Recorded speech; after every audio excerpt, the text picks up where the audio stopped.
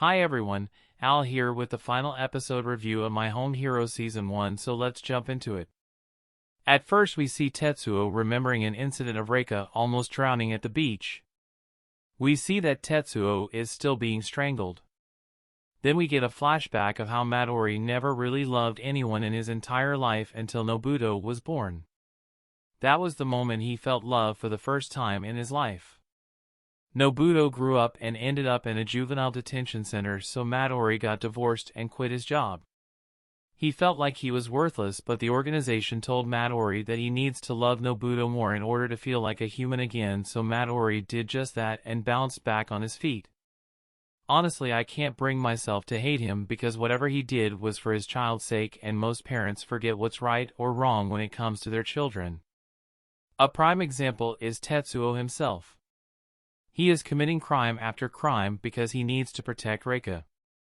Cut back to the present, we see Midori slightly losing his grip and Tetsuo using that moment to get out of the strangle. Midori says if he dies now, then the organization will know Tetsuo killed him and will come after his family. Midori stabs himself with a knife. The police arrive at the door. Tetsuo starts strangling Midori and kills him in panic. I kind of felt bad for Midori. I mean, I know he wasn't really a good person, but all he was trying to do was avenge his son, and most parents would try to do the same. I just don't think anyone deserves to die for loving their children, but I can't say what Tetsuo did was wrong either, because Midori wanted to kill Tetsuo's whole family just for his son, so it's a very complicated subject to talk about.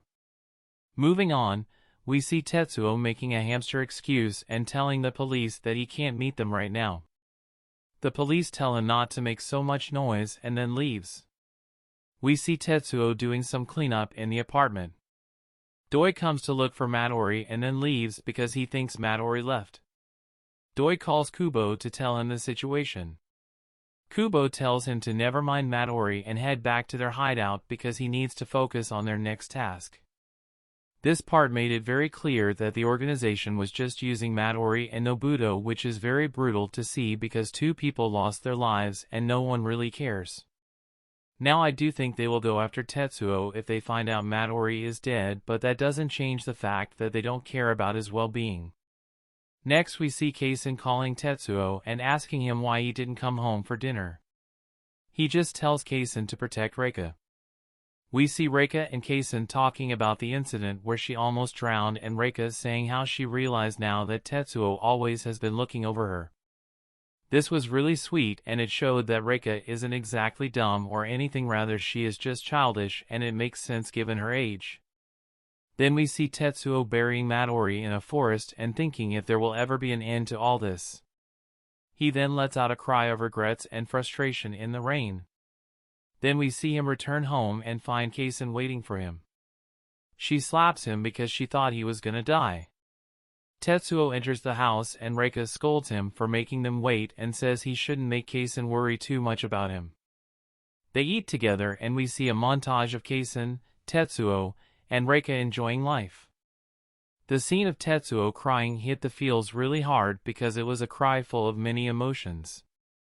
On one hand it showed his guilt, anger, and regret because he has committed some unforgivable sins, and on the other hand it showed his relief and happiness that his family is finally safe for the time being. At the end we see Tetsuo going to the park with Kaisen and Reika. Later we see they're watching a news report about a typhoon that will hit their region. The typhoon strikes the area where Tetsuo buried Midori. Tetsuo says everything will be fine and gives a scary smile. So I'm guessing people will discover Midori and more problems will occur for Tetsuo. By the way, that psychotic smile at the very end really gave me chills. Overall, this was a brilliant series with a very unique concept for an anime. I truly enjoyed every moment of it from start to finish, and I wouldn't give it anything less than a 9 score if the animation was slightly better. There are many unanswered questions left because the manga is still ongoing, and I really hope we get a season 2 of this anime.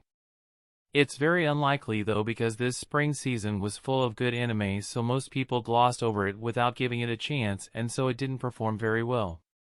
Anyways, thanks for watching everyone. If you like my video and want to see me make more, then hit the like button and subscribe. If you want to say something, then leave a comment.